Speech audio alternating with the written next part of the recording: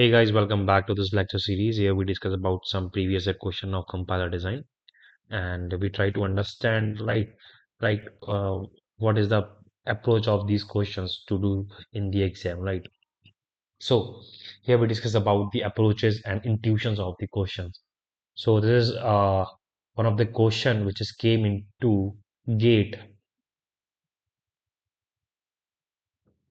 2014 set 3, right? Yeah. So at that time there are many sets which is came into the gate CSE question. So this is one of the question of gate 2014. Okay, and here we discuss about the minimum number of nodes and ages present in the DAG. So the first question is what is DAG, right? What is DAG? DAG is nothing but it is a directed acyclic graph. What is that? Directed acyclic graph.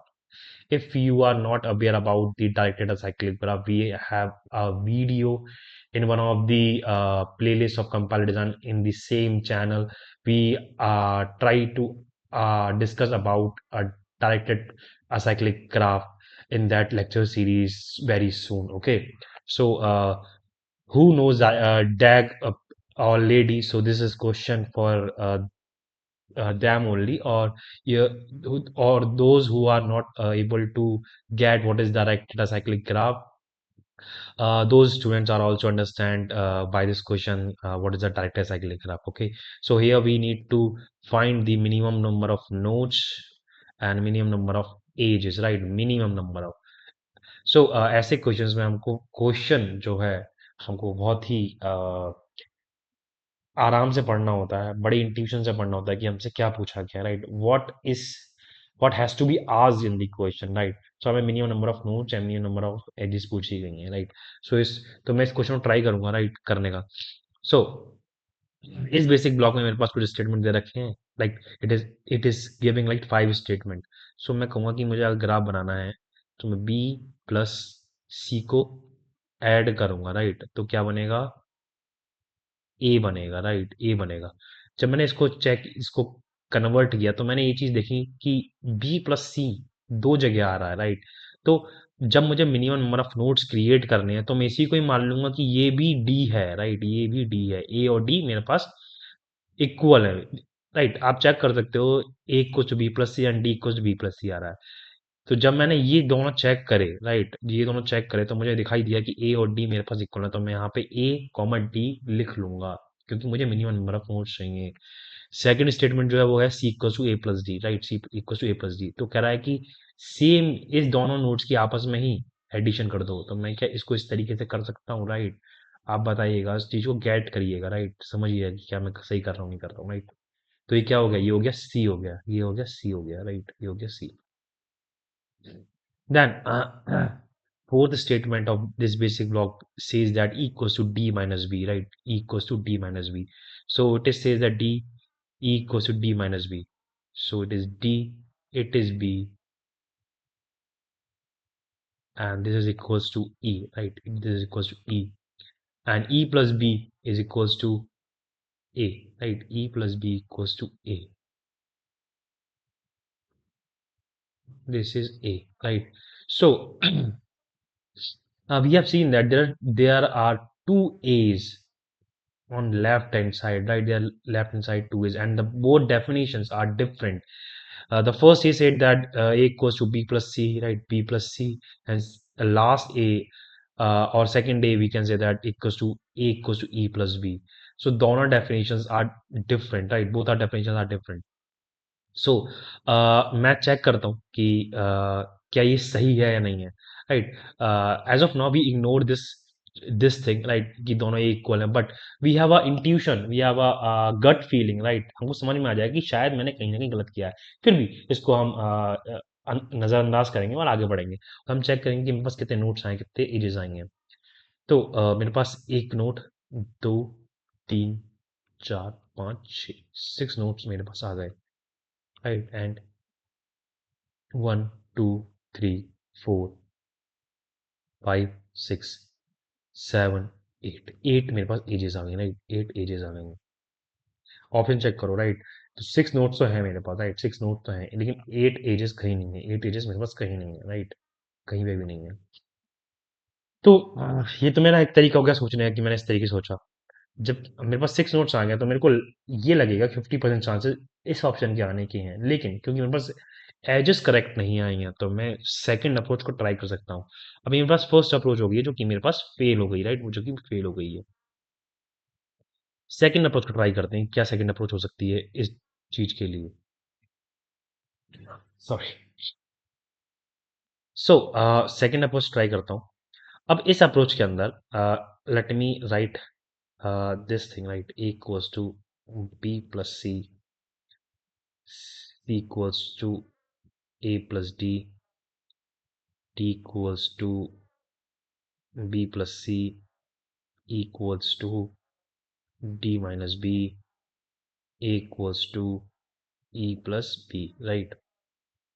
सो इस approach को मैं किस तरीके से deal करूंगा ये मैं check करता हूँ, राइट?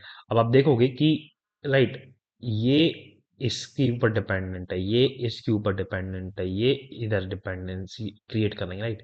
ये डिपेंडेंसी क्रिएट करेंगे, इसे कहते हैं रीड आफ्टर राइट डिपेंडेंसी। क्या कहते हैं? रीड। और हम इसे आर्किटेक्चर के लैंग्वेज में कहते हैं ट्रू डिपेंडेंसी। कहते हैं ट्रू डिपेंडेंसी, राइट? अब जब हम आर्किटेक्चर पढ़ेंगे तो इस बारे में डिस्कस करेंगे what is true dependency, what is read after dependency. बस एक basic general idea, general generic statement दिया कि ये read after write dependency and it is called also true dependency, right? So अब मैं इस क्वेश्चन को देखूंगा कि ये डिपेंडेंसी क्रिएट कर रही है, right? So let's see what happen, right? So इसमें मैं क्या कर सकता हूँ, मैं लेके चलूंगा कि मैं इस तरीके से वर्क करूंगा, bottom to up approach try करूंगा। तो मैंने कहा A equals to E plus B है मेरे पास। ठीक है, ई की डेफिनेशन मेरे पास क्या आ रही है, राइट? ई की डेफिनेशन है मेरे पास D minus B, right? D minus B, right? तो प्लस बी माइनस बी है, क्या मैं कैंसिल कर सकता हूँ? बिल्कुल कर सकता हूँ। तो ई की डेफिनेशन मेरे पास अभी आ गई डी। डी की डेफिनेशन क्या है मेरे पास? डी की डेफिनेशन है बी प्लस सी। ये डी की डेफिनेशन है B plus C, right? And what is the definition of C? C definition क्या? सी की डेफिनेशन मेरे पास A plus D, right? A plus D definition है मेरे पास। देन ए की डेफिनेशन क्या है मेरे पास? ए की डेफिनेशन है मेरे पास B plus C, right? B plus सी। सो अब मेरे पास जो करेक्ट बेसिक ब्लॉक बना है या करेक्ट बेसिक ब्लॉक का एक स्टेटमेंट क्रिएट हो गया, वो हो गया ए इक्वल्स टू बी। ये वाला बी मैंने लिया, देन ए की ए उठाया जो है B plus C. Then what is next statement? Plus D, right? तो मेरे पास ये स्टेटमेंट क्रिएट हो गया A equals to B plus C, B plus C plus D, right? तो अब मैं इसका डैग बनाऊंगा, इसका डैग बनाने की कोशिश करूंगा कि इसका डैग क्या हो सकता है, राइट? क्योंकि मेरे पास इस सबको सॉल्व करने के बाद, डिपेंडेंसी चेक करने के बाद मेरे पास ये स्टेटमेंट क्रिएट हुआ। इसका मैं डैग बनाने की कोशिश करूंगा, इस बेसिक ब्लॉक का डैग बनाने की कोशिश करूंगा। तो चेक करते हैं फ्रेंड्स, आओ चेक करते हैं। तो क्या हो सकता है कि मैंने क्रिएट करा बी, राइट? मैंने क्रिएट करा बी, बी को मैंने बी से ही प्लस कर रहा हूँ, तो मैं इसको सेम तरीके से प्लस कर रहा हूँ। तो मैं उसका क्या ग्राफ बना सकता हूँ? ये ग्राफ बना सकता हूँ, राइट? बी की बी से हुई, then B plus C, right? हो जाएगा सी, राइट? सी, देन प्लस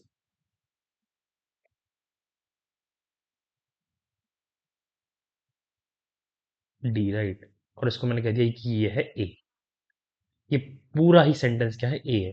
तो चेक करते हैं कि कितने नोट्स आ गए कि इसमें एक आ गया, दो, तीन, चार, पाँच, छः, राइट? 6 नोट्स आ गए, राइट? 6 नोट मुझे दिखाई दे रहे हैं। एजेस चेक कर लेने कितने आ गए। एक, दो, तीन, चार, पाँच, छः, राइट? 6 ही एजेस आ गई, राइट? 6 एजेस आ गई। तो मैंने इस ग्राफ को, इस डैग को मैंने इस्तेमाल किया और कहा कि मेरे पास 6 एजेस और 6 नोट्स आ गए, राइट?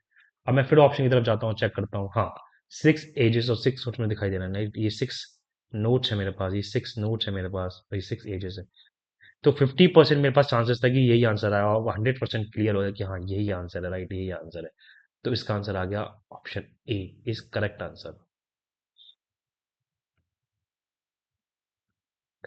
ऐसे ही इंटरेस्टिंग वीडियो के लिए आप इस यूट्यूब चैनल को सब्सक्राइब कर सकते हैं, और अगर आपको अच्छा लगे तो वीडियो लाइक कर सकते हैं, और कोई भी रिव्यू हो आपको इस यूट्यूब वीडियो पे तो आप कमेंट कर सकते हैं। And thank you so much, guys, for being here. Subscribe करवाइए, चैनल को ग्रो करवाने में मेरी मदद करिए. Thank you so much.